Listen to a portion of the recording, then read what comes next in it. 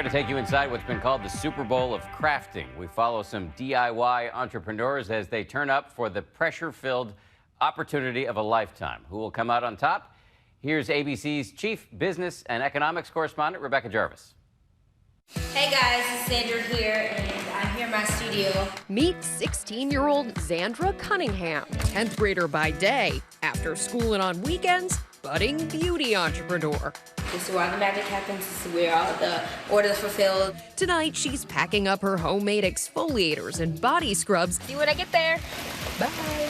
And driving all the way from Buffalo to Brooklyn. We're super excited to see the rest of New York with you. With her parents to see if she can turn her homegrown hobby into the big time at this year's Etsy Open Call, the Super Bowl of crafting, where entrepreneurs can land some very major accounts with top retailers like Macy's and Whole Foods. Hi, I'm Caitlin. I'm the owner and designer behind Little Low Studio. Caitlin McLean runs her business out of her home in Austin, Texas, and is also carting her wares to New York with dreams of mass market success.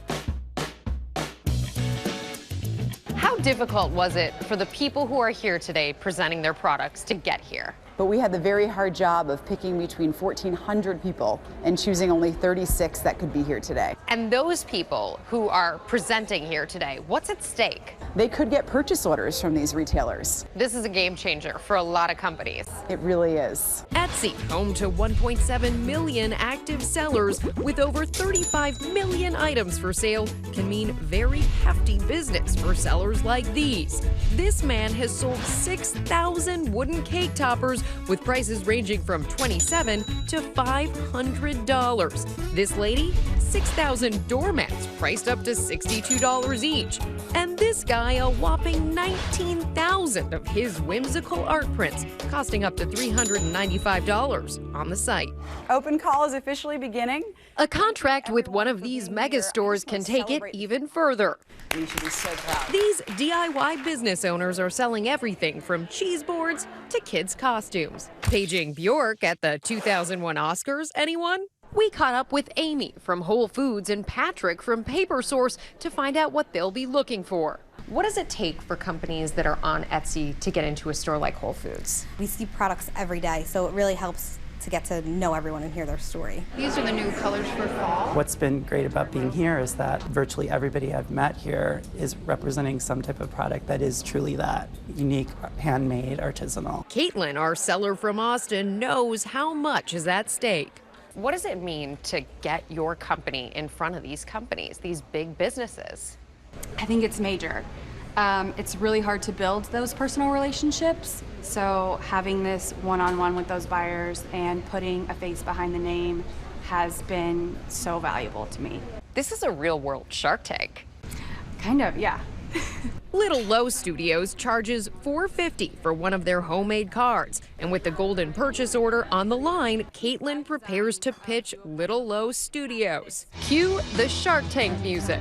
There is a notebook that's lined in here for jotting down notes, of course. But then there's also a graphed sketchbook that is included, really nice. So you can doodle away if that's more your... Really sweet. And what's the cost of this? 7. Xandra, who creates all her inventory from her home studio with prices starting around $8, the youngest here by far, has been pitching all morning. If you walk away from here with a deal with one of these big retailers, what does that mean for you, for your future? It means all that time in the studio, the late nights, all the sweat, blood, and tears that went into creating this product and getting it to where it is today, and all the sacrificing. It all means something. Time to cue the Shark Tank music for Xandra. Next at bat, Whole Foods. So how did you come up with recipes? The idea came from my dad when I was 9. I love lip balm, and he refused to buy me lip balm. He said, no, why don't you just make your own? And that's when I decided that I was going to learn how to make my own lip balm. And 7 years later, it transitioned to this. So what does it take to stand out among the best of the best? So this is one of your favorites? It is actually, yeah. We caught up with Etsy superseller Claudia Pearson at her home studio in Brooklyn. So this is your work. This is my work. Which one is the most popular right now? The brownstones. She began selling her designs on Etsy 8 years ago, and thanks to the online marketplace, you can now buy her pieces at Whole Foods.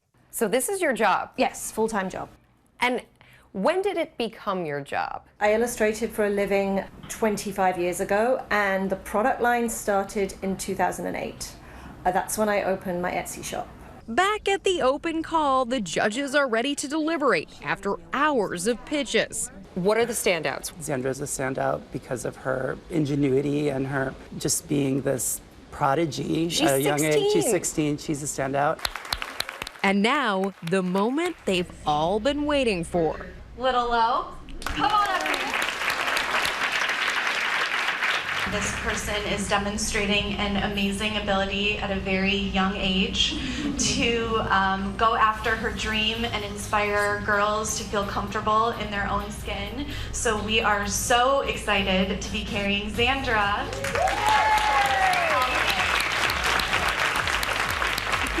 A huge day for our sellers. I can't wait to see your things in Macy's stores. Hopefully all over Macy's. Little Low. Little low. It's a name to remember. How does it feel? I'm super excited. As a dad, how are you feeling right now?